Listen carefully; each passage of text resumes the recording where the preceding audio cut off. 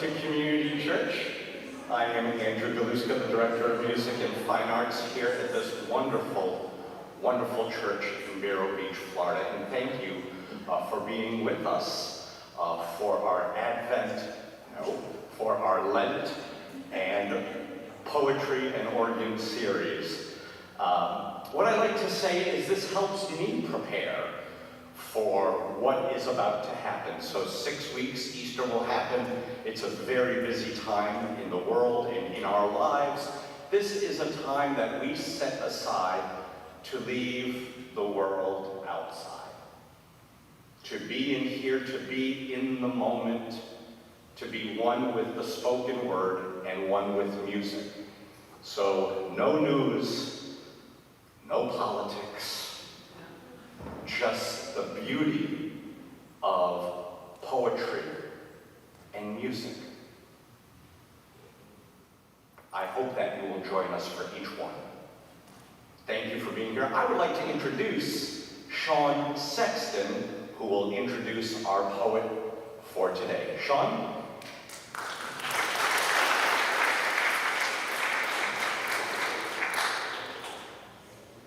So here, this is what we've been waiting for, isn't it? This whole thing. It seems like a monstrous amount of time between Advent and Lent, between Lent and coming all the way back around to Advent, to have this series every year. And what a day. My God, we had this lovely day. And so a little commercial or two. This man has been writing an original piece of music, and on Easter morning at 9 and 11, we're going to hear it. And it's for orchestra, full choir, and 3 soloists. And 28-minute piece of music, is that correct? 24. And is it correct to call it a mass? It's a Gloria. A Gloria. That's a specific term, isn't it? Okay. And so I have these up front there with me. And if you don't have one of these, I want to see you up front after this service. It has the whole Lenten schedule and all of the poets and their information. It has the Gloria announced the actual information about it, and also we're having some jazz vespers, including one next Sunday, and I'm going to do Bev Zell and I are going to do the honors, so I hope you come. That'll be at 6, correct? This time of year it's at 6. Last of all, we're in April. This is not church related, but this is Laura Riding Jackson Foundation. We have 2 of the greatest poets in the world coming to read. That'll be on April 13th on Saturday, our poetry and barbecue. And shamelessly, I put all that in front of you at this moment when we're going to leave the world behind, correct? And so I give you Jane Miller, whose poetry has appeared in many publications I am envious of. But we, at one time, were together in Kestrel, and I'm sure it won't be the last time. And that's where I met her, at the Kestrel Festival. She read, in fact, we read in the same session. And I just liked so much what she was doing that I asked her later, what would you think about coming to Florida? And she said that she would love to do this. She comes every winter and has some relatives here. Let's see, I lost track. Oh, there they are, yeah. And so she's a winner of the Naugatuck River Review Narrative Poetry Contest. 2 fellowships from the Delaware. You're from Delaware, correct? Yes, from the Delaware. So is our veterinarian, incidentally. And she's got a dairy. Division of the Arts.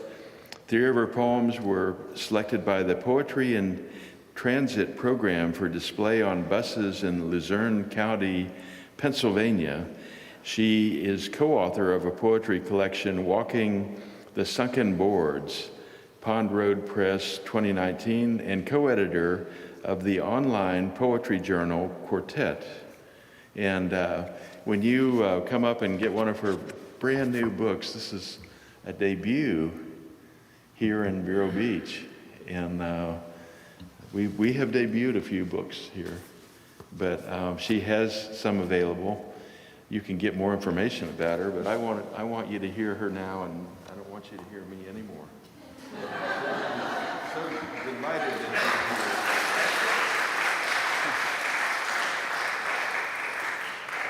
Thank you, sweetheart. Such a joy.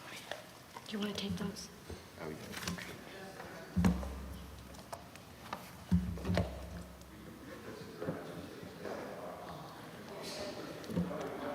So that everyone can see me, I am raised up. Thank you, Sean, for that introduction and for allowing me to be here. This is such a privilege, and this is actually the first time I'm doing a reading. Many of the poems come from the collection, so that's exciting for me as well. And I am thrilled to be with you, Andrew. This is absolutely the first for me in this kind of venue. So I'm going to start out with my first poem, In the Back Seat on I-70, When God Comes to Me at 12. Who's to say it isn't so? Fog rising off the Susquehanna at dawn, misting the mountains. Or maybe it's mountain fog falling into the river as sun notches the peaks of the Alleghenies and climbs down through dense firs, waking what nests in them and me, Earth's silent rotation, singing even now across the span of valleys, dim tunnels, past sheer cliffs and rockfall, down into the hard plains of Ohio toward rain, corn husks shaking dry their hair in afternoon light.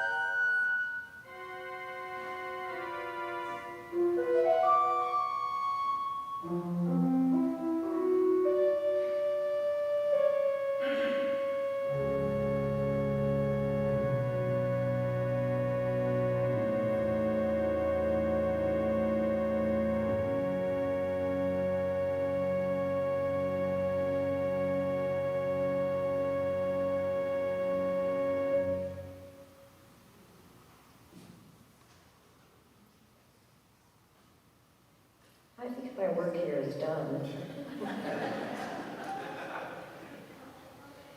My next poem is titled, Honey the Air. Glory the days, the earth so green, everything grows lucky. Dogs leaping, climb the air's invisible wall. What joy all things strive for. Cherry blossoms bud my hair young. Willows fashion the wind.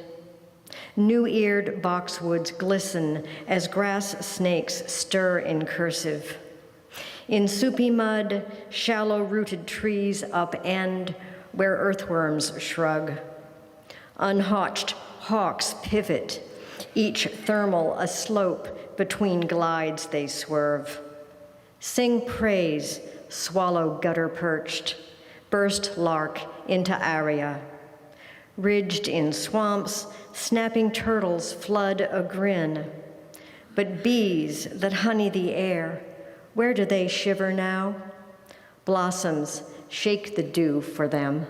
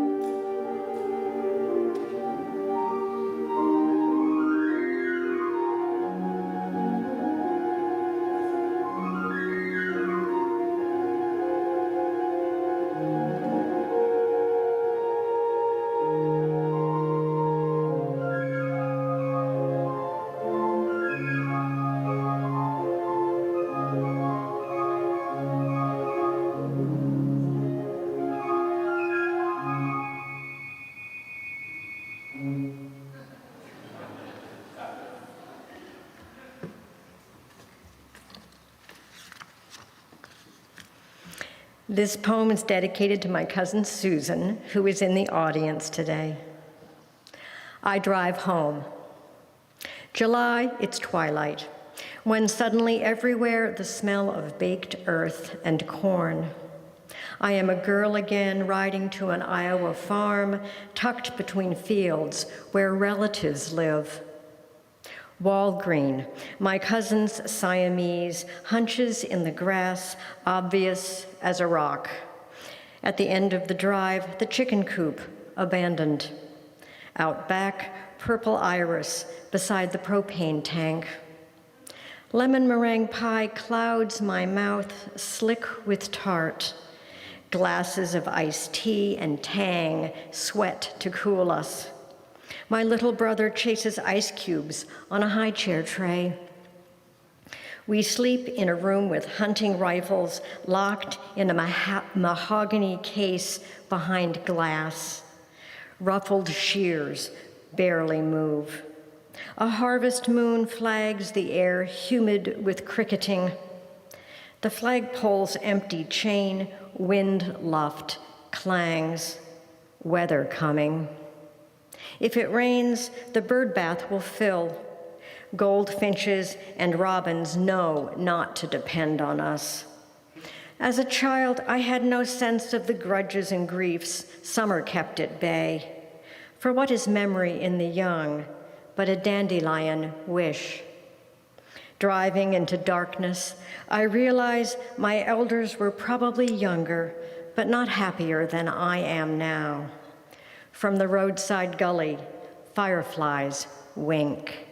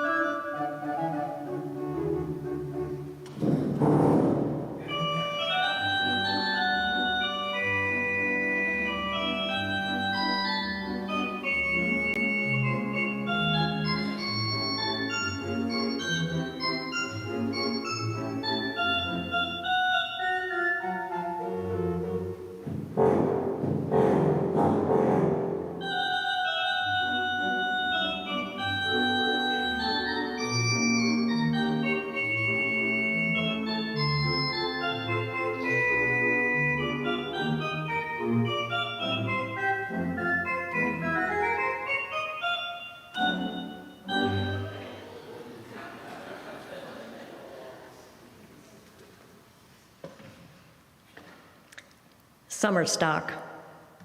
See the rickety house, the mosquito-fed lake. Coffee perks up and filters the air. Women sip their old resentments and talk low. When the men return, they part the steam rising like stage fog from the grass. If the screen door slaps like a man clapping another on the back, it means fish. Children wake from sweat sleep, tumble out. See a striper, maybe a clutch of crappies, a smallmouth bass. Next comes the wooden stand like an altar, the hose and bucket.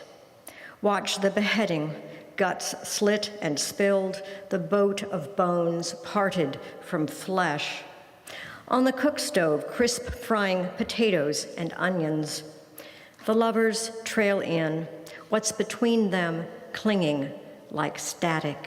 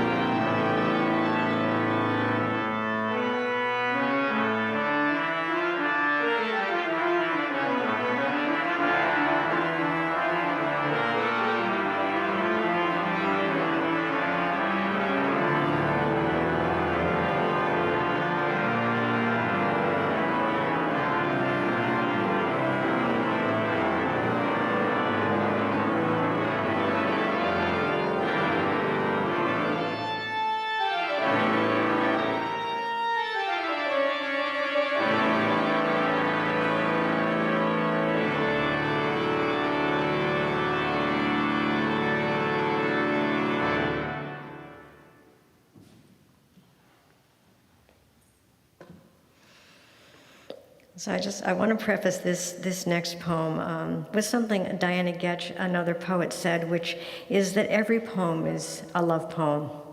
And this poem asks the age-old question of how to recognize it and what the consequences might be. A house chart and the men in them. I make a chart of him or him, the qualities I like, the ones I wouldn't choose. Each man a house, and each trait a room where I stand and ask myself if I could live in a bungalow or split level, which one and which man would give me space or hem me in so close I'd wear him like Spanx. Would his Tabasco touch turn bland, or could he be my daily salt and pepper? His blandishments a salve, or an irritant like cheap toilet paper? If I was blue, who would text a thumbs up? Who let his body be my sofa cushions? Whose bed a game of hide and seek or chess where only one wins? His funhouse laugh, Would it consign me to the basement, or his asides replay the greatest hits of? Would he push all the buttons on an elevator, or choose a point and drive in a nail for a picture? Would every wrong be a prison or forgiven?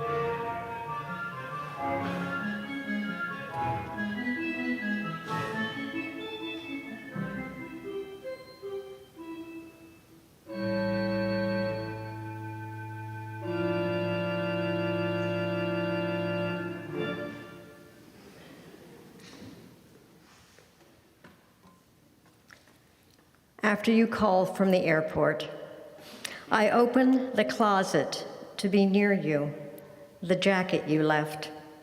I put my face on your shoulder, take in your woolly salt and pepper musk. My hands, like children, slide down your lapels. I hold you close as you bumble over cornfields leading to Chicago, and know this is love. How full an empty coat feels.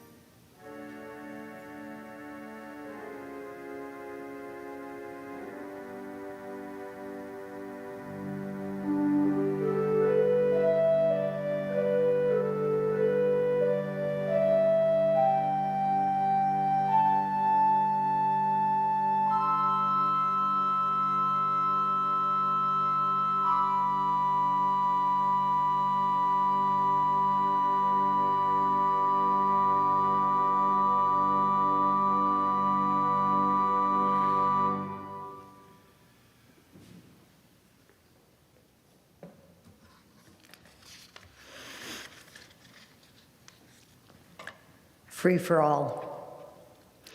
Bagged in the garage, my dress wedding ready, raw beige silk fine as papyrus, capped sleeves, pearl trimmed, size nothing I'd wear again. In the bag since '88, a gift teddy bear in bridal gear, its headdress wedged in tight. Mine, a false halo I ditched after my father skipped the father-daughter dance. What we had not practiced, he didn't want a chance. Now old as my father when he let me go, I offload the blue garter, ruffled slip, shoes so small they could fit a child. Let one make believe a simple walk down an aisle ends in rainbows. I won't be disillusion's bride. Forget the crying flower girls. Aunt Betty's purse sunk in the baptismal font she mistook for a glass tabletop. That woman from the church rummage sale who appeared beside us like Carol Burnett with a mop. Little Russell, his pudgy legs stuck between interlocking pew chairs, screaming through the I do's. Shit happens. It overflowed the aisles on the cruise we didn't take. We took the recommended route down the mountain pass, and our brakes failed. The overlook saved us. We're given what we don't want, and there's always a record. My phone recording the inside of my purse, and out the bus window, close-ups of the Adriatic, ambushed by bush after bush after bush. And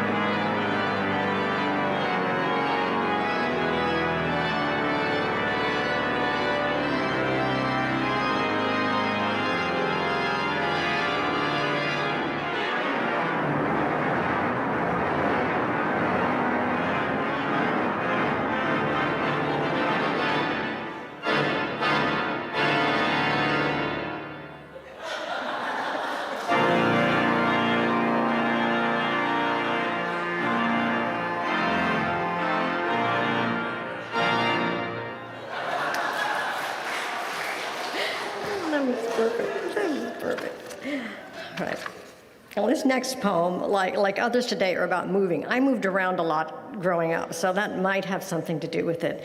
But moving is a kind of renewal, whether it's toward a destination, a decision, acceptance, or joy. Line dance on the freeway. A slight man on a motorcycle, balding ponytail, a tattered flag, arms wrapped in the tread of tattoos, rearview mirror reflecting 10 a.m. stubble, a face pushing 60, a lit cigarette his left hand takes out and returns to his lips, trailing smoke. Bike held steady by one hand. He is retro in Chuck Taylors. Baggy cargo shorts and a wife beater the color of popsicles. Sky blue so bold, the sky above us fades, and I realize he's not dressed himself. Has a woman tried to match his muscle shirt to the color of his eyes? Still her crusader, he rides, his steed instead a pristine white cruiser. Its rear seat broad and sturdy as a toilet tank. Grooving the slow lane, suddenly a Harley, chrome and black, flashes past.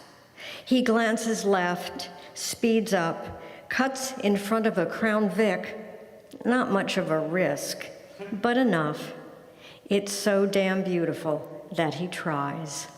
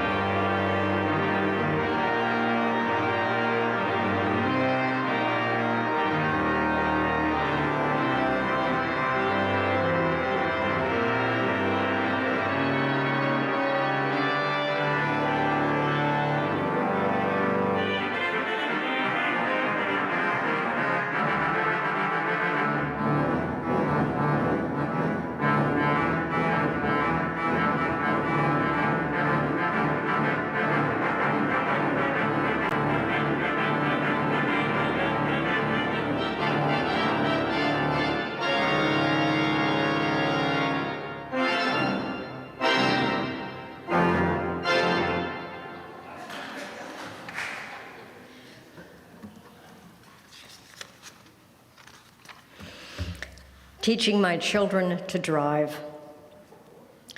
All children are potential mistakes, by which I mean accidents, playing bumper cars in utero or traffic, not looking off into the distance, crowded by the present.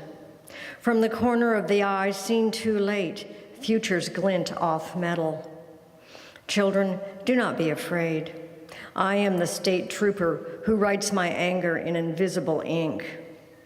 I know the dividing line, dashes that telegraph change and speed.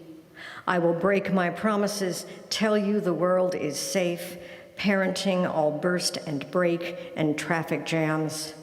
I am the horn, the hand that leans on it, from ignite to growl, from impact to scrap heap, loss I cannot concede. Signal when you turn. Use brights on country roads. Charge your phone. Watch your mirrors. Don't drive on empty, love.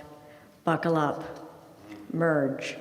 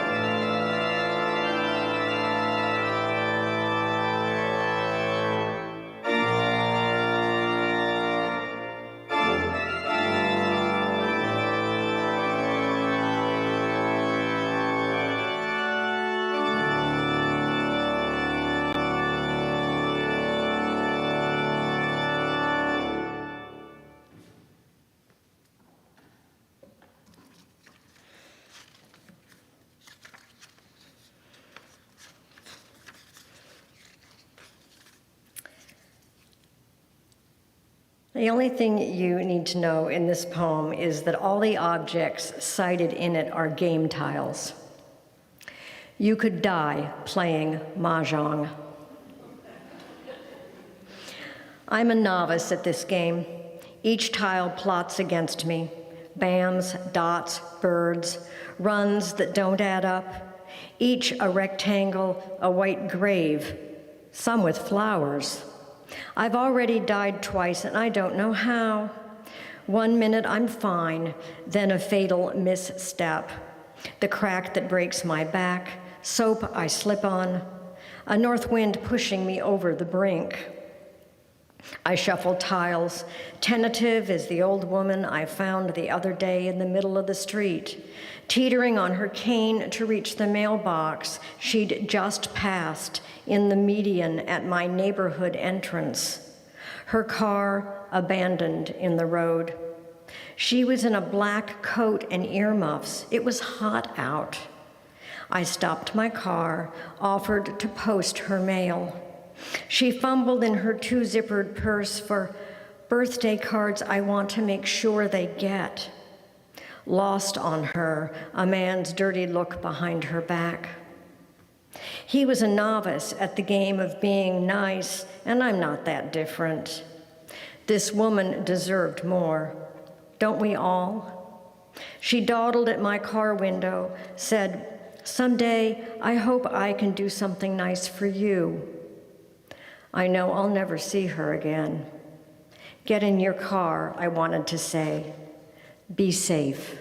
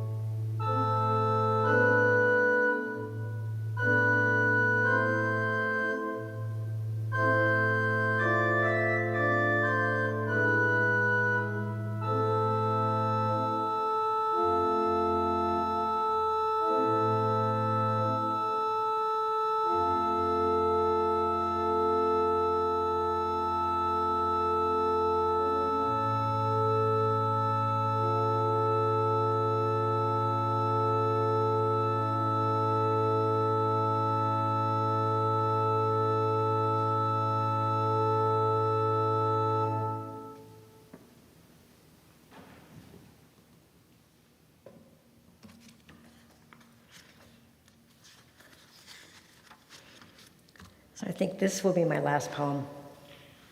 Canticle for Remnant Days. 1. The sun, ragged and red, salsas the sea. the mollusks, the octopuses, all its creatures, puppets of salinity. Don't we have license to forget the hand-wringing of hours that fill and fall as salt in its cellar? Where Lot's wife was reduced to brine, nothing grew. Leave the pickaxe, its deep-set mines, likewise the cubicle and badge. Let evening roller coaster like hair free of its net. Remember, night is the rock where you beat your clothes clean. 2. The remnant days walk with you. Guard its aches and banes as you would a boxer's hands. Tenderly wash the knuckled bruises, the scrapes closing to scab. In the last gape of sun, bind them white with sheets. In the gap where curtains part, the moon, blank as agape, whispers. 3. I am the and between sun and none, the needle that closes the chain link gash. Do not heed the blood. It will stop itself as moon does the sun, heedless of its falling. In the tilt tonight, all is prayer. Moonflowers open their parasols, and tomorrow carries us to bed, counting down from 10 our waking breaths.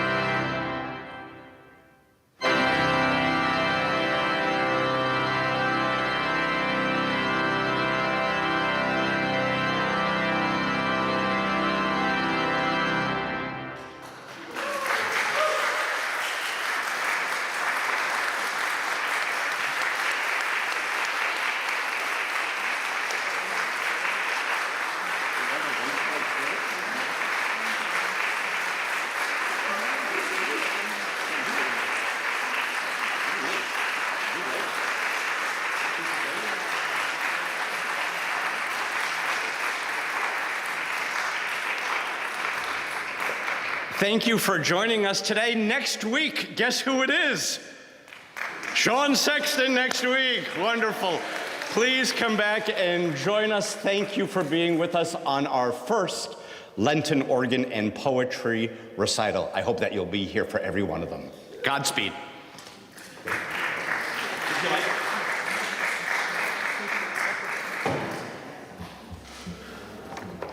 So then that's what we do, and oh, it's very easy. Just like writing is very easy for you, hon, right? Oh my God.